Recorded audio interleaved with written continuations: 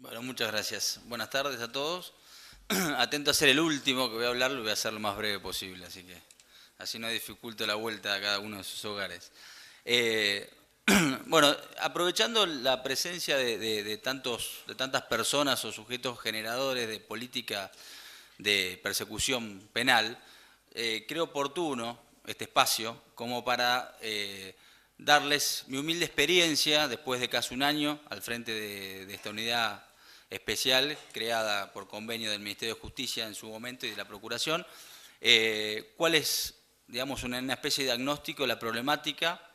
qué cosas se podrían mejorar a los fines de la investigación y bueno, y qué cosas hemos visto en este año que han dado buenos frutos o que están en un buen camino,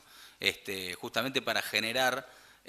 lugares de discusión o de trabajo para mejorar esas interrelaciones que hoy están fallando un poco, que no por culpa ni del Ministerio Público Fiscal ni tampoco del Ministerio de Justicia y Seguridad, sino porque falta el vínculo, como hoy hablaban con el tema de las prestatarias y demás, que es algo realmente así y que sería muy útil poder generar un canal directo de comunicación a los fines de una contestación rápida de los requerimientos judiciales. En una primera medida, la problemática de piratería del asfalto entiendo tiene que ver con la complejidad, en algunos casos con la complejidad de la investigación. Son generalmente investigaciones muy complejas, demoran mucho tiempo y requieren de mucha paciencia, que generalmente no son, digamos, no son características propias de por ahí una fiscalía de instrucción como que las que conocemos nosotros en la provincia de Buenos Aires. De hecho, yo estoy a cargo también de otra. Este, y por eso yo vi con muy buenos ojos y creo que los resultados lo están demostrando la especialidad en la investigación de este tipo de delitos. Con lo cual, uno no solamente empieza a tener una base de datos de cómo operan determinadas organizaciones en determinados lugares, empieza a tener, hay datos que son más útiles que otros, por ejemplo los datos de los vehículos utilizados y demás generalmente no son útiles porque los van modificando y demás, pero sí la forma en que operan, los lugares, las personas, generalmente son organizaciones que tienen denominadores comunes, como por ejemplo la persona que reduce la mercadería o los galpones donde la guardan. Entonces, de la agenda de una persona que se dedica a reducir la mercadería, seguramente abre 5 investigaciones paralelas con 5 organizaciones distintas. Todo eso se puede acumular en una buena base de datos que es administrada por una fiscalía especializada. También otro problema o otra premisa con la que en un principio nos tocó luchar es contra esa falsa idea de que la piratería del asfalto es un delito sin víctima. Y uno a medida que se va metiendo en la problemática específica se da cuenta que sí, que si bien son víctimas distintas a las que uno conoce habitualmente en su trabajo, son víctimas al fin, porque de hecho los transportistas, el seguro, digamos, cubre la carga, pero después va contra el transportista. Por ende, muchas empresas, sobre todo las medianas y pequeñas, empiezan a fundir por no poder afrontar los gastos de un seguro que va contra ellos por el valor de la carga que tuvo que pagar, en este caso, a la empresa, digamos, que contrata la logística. Entonces uno, a medida que se va metiendo en la problemática, ve que sí que hay víctimas y que hay fuentes de trabajo que se pierden y hay mucho daño económico hecho atrás de este delito. Después, otra problemática es la interjurisdiccionalidad que tiene como propia, sobre todo en la provincia de Buenos Aires, con un límite tan cercano a la capital federal. Nos encontramos con que en un mismo evento tenemos 3 o 4 lugares distintos. Uno es en donde se comete efectivamente la interceptación del camión, donde es abandonado el chofer y generalmente a veces difiere también donde son abandonados los custodios del chofer o del camión, y otro lugar donde es bajada la carga y otro lugar donde es abandonado el camión. Entonces a veces tenemos 4 o 5 lugares distintos, o sea, 5 lugares del hecho distintos para un mismo evento. Eso nos ha generado a nosotros muchos problemas, sobre todo con el tema a nivel interjurisdiccional con la capital federal, y nosotros nos empezamos a enterar de los distintos eventos a veces 3, 4, 5 meses después de ocurrido, sobre todo cuando el camión es abandonado en capital y hay una burocracia, digamos, ya bastante afianzada, entonces la declinatoria de competencia y demás llega 2 meses después por el lugar donde fue abandonada la carga, que muchas veces en realidad nos terminamos enterando nosotros por los dueños de los camiones que por una comunicación de alguna manera jurisdiccional o del Ministerio Público Fiscal. El mismo problema en menor grado lo tenemos con los distintos departamentos judiciales. Generalmente a veces se incumple con el protocolo del Ministerio de Seguridad de tener que intervenir en estos casos generalmente la Dirección de Investigaciones, por ende la prevención la hacen las comisarías, se da intervención al fiscal del lugar del hallazgo y se queda con la causa hasta declinarla varios días o semanas después ante juez de garantías o directamente declinarla por disposición fiscal, pero llega a la Fiscalía nuestra varias semanas después, con lo cual es tiempo de trabajo que se perdió. ¿Por qué tiempo de trabajo que se perdió? Porque nosotros, quizá el lugar de hechos más importante que tenemos es el lugar donde aparece el camión, en un evento clásico, sin enfrentamientos, sin detenidos. Porque nosotros trabajamos, y eso es algo que me ha tocado aprenderlo, digamos, desde el primer inicio de cuando me empecé a involucrar en la temática, con el rastreador satelital que tienen los camiones. La mayoría, en el 99,9% de los casos, son inhibidos mediante dura el evento, pero no se sabe que generalmente mientras son inhibidos, en realidad no inhiben la señal, pero a veces graban igual el recorrido, como si fuese un tacógrafo, o a veces lo hacen como si fuese un, sí, como en el... Bueno, en realidad es por posicionamiento, que no es por GPS, pero en realidad es posicionamiento como si fuese un tacógrafo. Para eso necesitamos una relación directa con la empresa proveedora del servicio, un técnico en el lugar y automáticamente nos puede dar el histórico, si es que no fue destruido obviamente el aparato, que a veces lo es, pero nos puede dar el histórico de todo el recorrido y nosotros podemos localizar la carga al poco tiempo, porque obviamente en el lugar donde estuvo detenido, un tiempo prudencial, seguramente donde fue bajada la carga. Esto es muy dificultoso, por eso acá es el primer punto en el cual creo que hay que trabajarse a través de la Mesa Provincial de Piratería o a través de la Mesa Nacional de Piratería del Asfalto. Es establecer el vínculo directo con las empresas prestadoras del servicio de rastreo satelital para tener la posibilidad de tener un contacto justamente directo y que nos informen específicamente, primero, el histórico del rastreador satelital, dónde dejó de emitir señal, dónde volvió a emitir señal y, en su caso también, que llegue al lugar un técnico de esa empresa para que nos diga qué aparato tiene y si de ahí se puede extraer información. A veces se puede hacer de manera inmediata o a veces tienen que sacar como si fuese una caja negra y analizarla digamos, en la empresa. Eso es lo que hoy por hoy a nosotros nos genera muchos problemas porque es muy difícil encontrar en una empresa que no es de las grandes una persona a las 3 de la mañana que esté dispuesta a ir al lugar a hacer este trabajo. A veces terminamos pidiendo que intercedan los transportistas, que son en definitiva quienes están pagando el servicio. Pero eso por ahí creo que es un ámbito en el cual hay que trabajar y mucho para lograr vínculo con la Cámara, que las agrupa, que al mismo tiempo la Cámara tiene sus problemas porque también no todos piensan iguales. Pero eso creo que el primer problema que nos encontramos es justamente la falta de notificación a nuestra Fiscalía del hallazgo del camión y después, bueno, tratar de entrelazar con la empresa, en este caso prestataria del servicio. Por otro lado, también en general las investigaciones nuestras son básicamente análisis de comunicaciones. Nosotros cuando empezamos un hecho, que no hay autor o que no hay un autor determinado o que no tenemos algún testigo en forma directa, empezamos a analizar comunicaciones por antenas. Entonces, de acuerdo a la repetición en determinadas antenas que nosotros fijamos, de acuerdo a lo que nos surge de la causa, a ese teléfono, cual se repite en distintas antenas, en los horarios y que nosotros creemos que pudo haber tenido relación con el hecho, porque en ese horario aparece el camión en La Matanza, por ejemplo, y después pedimos la antena del lugar donde fue interceptado el camión y después pedimos la antena donde fue abandonado el chofer. Si en esos 3 antenas o los horarios que pedimos nos aparece el mismo teléfono, ahí empezamos con ese teléfono. Analizar, por eso es que también es imprescindible, la velocidad con la cual se obtiene la información, que se genera el byte. Ahí es otro punto de contacto que con lo que decía el superintendente Carballo, la verdad que el tiempo que demora las prestatarias en dar la información a la DAC es eterno, es muy largo, para lo que realmente uno sabe que la información la tienen. Ya la tienen hecha, no la tienen ni siquiera que procesar, simplemente seleccionarla y mandarla, y hasta obviamente por cómo es el tipo de la tecnología existente ahora, ni siquiera es que la tienen que mandar por un correo, simplemente se manda por mail. Entonces, eso nos genera mucho tiempo también muerto de investigación. Entonces,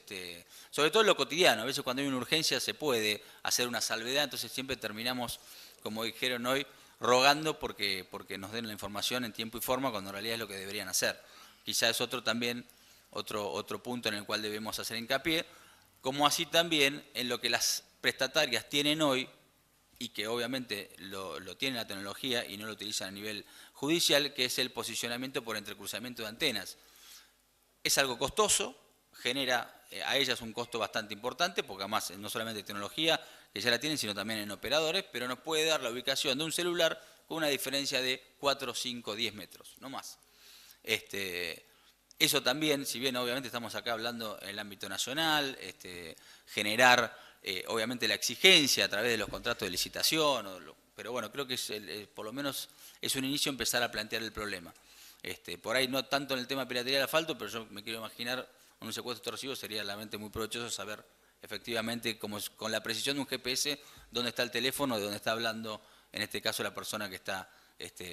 pidiendo rescate a la familia. O en el caso de una captura, también que una persona está siguiendo, nosotros estamos siguiendo a una persona, a veces nos movemos por las antenas y es un ámbito demasiado grande como para tener una certeza de la ubicación. Esto nos daría una certeza mucho mayor. Al mismo tiempo también entiendo, muy útil el I2. Creo que ahora está pudiendo ser utilizado en su gran dimensión porque recién está teniendo una base de datos bastante interesante o acceso a distintas bases de datos muy interesantes, muy completas, con lo cual el registro que nos da o el panorama que nos da es bastante interesante desde el punto de vista investigativo, por lo menos para empezar a profundizar ahí la investigación. Nosotros en general empezamos a tener en las investigaciones nuestras apodos antes que nada, porque nosotros cuando logramos la detección de un teléfono vinculado, obviamente la forma en que fue contratado ese servicio es más que irregular, o sea,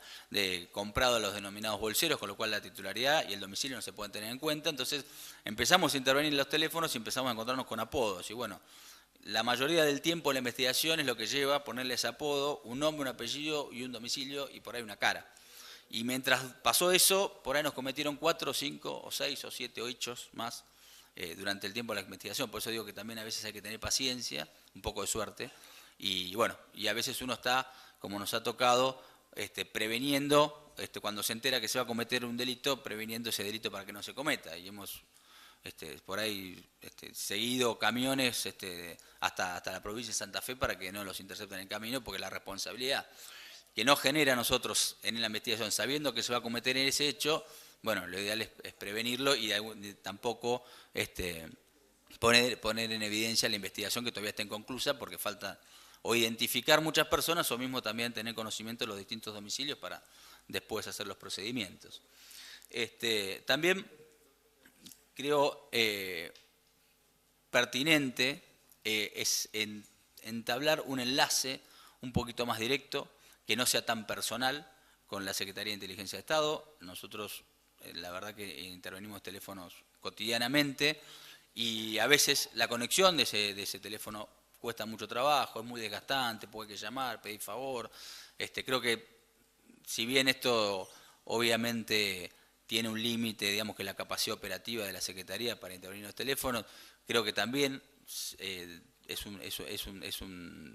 digamos, una materia a mejorar en cuanto a la relación institucional, sobre todo con la Secretaría de Inteligencia del Estado, para tener algunas prioridades o para tener algún mejor resultado respecto a la celeridad con que se conecte un teléfono, porque a veces, sobre todo en estos casos de estos personajes que cambian teléfono como uno se cambia corbata todos los días, si uno tuvo un teléfono en un momento, al otro día ya lo dejó de tener, y si no hay alguna unión, sea SIM o número de email por la carcasa, perdimos la persona. Entonces, una vez que nosotros ya intervenimos un teléfono, podemos estar mucho más cerca del movimiento, aunque lo cambien, pero muchas veces, hacen un comentario que lo van a cambiar y demás. Entonces, bueno, uno ya puede investigativamente ver cuál va a ser el nuevo teléfono para volverlo a intervenir. Después, otra de las cosas que también se dijo acá, creo que fue el fiscal general de Mar del Plata, con respecto al decomiso, nosotros lo estamos haciendo, lo empezamos a hacer desde, en realidad, desde la Fiscalía, yo estoy también a cargo de la Fiscalía Escobar, generalmente en estas causas, al momento de la prisión preventiva se piden embargos para, justamente, se piden embargos y obviamente se incauta todo bien que de alguna manera el sujeto imputado no se le pide la explicación en su momento, pero bueno, que se deduce que no pueda justificar en relación a los ingresos que tiene en forma legal, que son nulos, porque en este caso generalmente siempre tienen empresas por las cuales las tienen de fachado como para generar una actividad, la mayoría actividad de transporte, y uno cuando va a la Inspección General de Justicia, cuando empieza a revisar los balances, se da cuenta que no tiene movimiento alguno en los últimos 4 o 5 años, o nunca tuvieron un movimiento. Entonces ahí es donde nosotros podemos ingresar, embargar el domicilio, la casa, incautar autos, y ahí, al momento de la prisión preventiva, generalmente decretar los embargos en Inhibición General de Bienes. Por nosotros en la última causa, los jefes de la banda fueron por más de 10 millones de pesos. Y ahí uno inhabilita por lo menos todos los bienes. No muchos los tienen a su nombre, pero por lo menos uno puede identificar en algunos casos el bien sin importar, porque sabe dónde vive, sin importar a nombre de quién esté puesto. Entonces, porque uno establece una relación de la persona, en este caso que funciona como testaferro, y quien efectivamente es el dueño o el propietario del bien. Entonces, por lo menos uno dificulta, más allá que lo mejor es tenerlos privados de su libertad, también dificulta después todo el manejo económico que puede hacer o no la familia, porque en estos casos no son sujetos que estén que tengan una fachada. La fachada la tiene hacia adentro, hacia afuera, perdón, no hacia adentro de su familia. Generalmente toda la familia, sea la mujer, las hijas y demás, todos conocen